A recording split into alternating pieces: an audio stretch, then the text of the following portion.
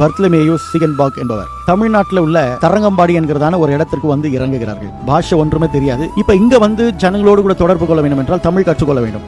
ஆகவே கீழே உட்கார்ந்து விரலில் அப்பெல்லாம் மணல்ல எழுதுவாங்க. அப்படியாக 2 வருடத்துக்குள்ளாக தமிழ் பேசவும் படிக்கவும் நன்றாக இவர் கற்றுக்கொள்கிறார். ஏழை எளிய ஜனங்களும் படிக்க வேண்டும் என்று இவர் விரும்புகிறார். அப்படி விரும்பும் போது பெண்கள் படிக்க முடியாத ஒரு சூழ்நிலையில பெண்கள் படிக்கும்படியாக இவர் பல பாடுகள் படுகிறார். ஜனங்கள் படிக்க வேண்டும் என்றால் அவர்களுக்கு ஒரு பிரிண்டிங் மிஷின் தேவை. ஆகவே அதற்கு முயற்சி எடுக்கிறார்.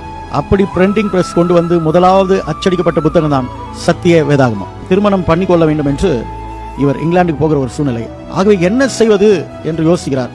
தமிழை விடவே கூடாது. ஏனென்றால் நாம இந்த ஜனங்களுக்கு பிரிண்ட் பண்ணி கல்வியிலும் வேத வசனத்தை அச்சடிக்கிறதிலும் நம்ம வாழ்க்கையை அர்ப்பணிக்க வேண்டும் என்ற ஒரு மனநிலை. சகோதரன் நன்றாக தமிழ் தெரிந்தவர். அவருக்கு சொல்றாரு, என்னோடு கூட நீ இங்கிலாந்துக்கு வா, நம்ம தமிழிலே பேசிட்டு போவோம் என்று திருமணமாகிறது. மறுபடியும் தரங்கம்பாடிக்கு வந்துடுறாங்க. இந்த ஒரு இக்கட்டான சூழ்நிலையில தான் 4 மாதம் ஜெயில் வர இவர் வேதாகமத்தை புதிய ஏற்பாட்டை முடிச்சுட்டு பழைய ஏற்பாட்டை பாதி முடிக்கிறார். இவருடைய 36வது வயதுல இவர் அந்த இடத்திலேயே கர்த்தருக்குள்ள ஒரு பெரிய பிரகாசமான வெளிச்சத்தை காண்கிறார். கர்த்தருக்குள்ள தமிழ்நாட்டிலே நித்திரை அடைந்து விட்டார். இவர் செய்த சாதனைகள் மிகவும் அதிகமா இருக்கு. அதுல குறிப்பிடத்தக்கது ஒன்று, வேதாகமத்தை தமிழ மொழிபெயர்த்தது.